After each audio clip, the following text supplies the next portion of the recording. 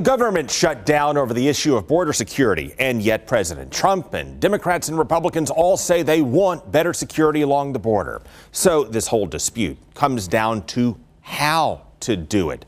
And both sides have missed opportunities in making their case.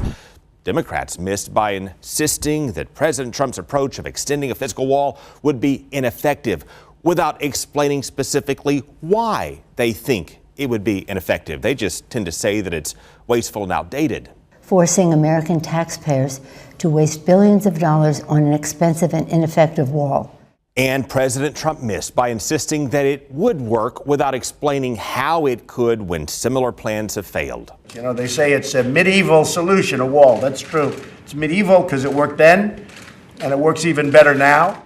But walls all through history have failed. Invaders got through the Great Wall of China. Invaders breached the border walls of Rome. And today, Democrats may think a wall on our southern border would also be ineffective because they supported a similar multi-billion-dollar wall that has been ineffective. Bernie voted for it. I know he did. It wasn't just Bernie. And Hillary voted for it, too. And not just Hillary Clinton. And Obama. Yeah. And Obama voted, yeah. Maybe that's why Democrats have not focused on explaining why they think Trump's wall would be ineffective, because that might inevitably lead to something along the lines of they ought to know because they were the ones who already wasted millions on a bipartisan wall that, let's just say, did not work out as they had hoped. Well, take a look at this. Two suspected drug smugglers from Mexico showing just how easy it is to hop the border into the U.S. When they think that someone spots them, they climb back out. Yeah, smugglers and illegal immigrants either went over it, under it, or around it, through the gaps. Didn't even slow them down, you know. Plus, they couldn't build it on the natural border on Texas property because they couldn't build a wall in the middle of a river or just north of it due to flooding. And you go north of that, land is privately owned, complications there. So they wound up building a wall north of the border that wound up walling off American citizens from their own country. It shouldn't be comical.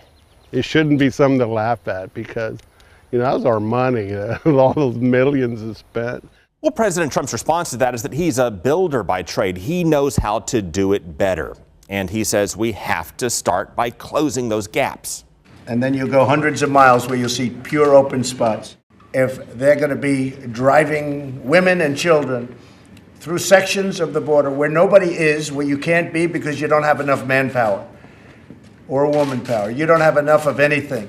But in making that argument, he also inadvertently spelled out the counter argument for why his wall won't work. Because you don't have enough manpower or woman power. You don't have enough of anything. If you don't have enough manpower, a wall can't be properly guarded. The president wants to extend the wall through remote and harsh terrain in areas where it currently takes Border Patrol hours to respond, to which critics say a 20-foot wall could be conquered with a 21-foot ladder, or maybe a shovel if you want to go under, or maybe a saw if you want to try to go through, which brings us back to the Democrats' experience with walls and President Trump's challenge of explaining how his plan would be different.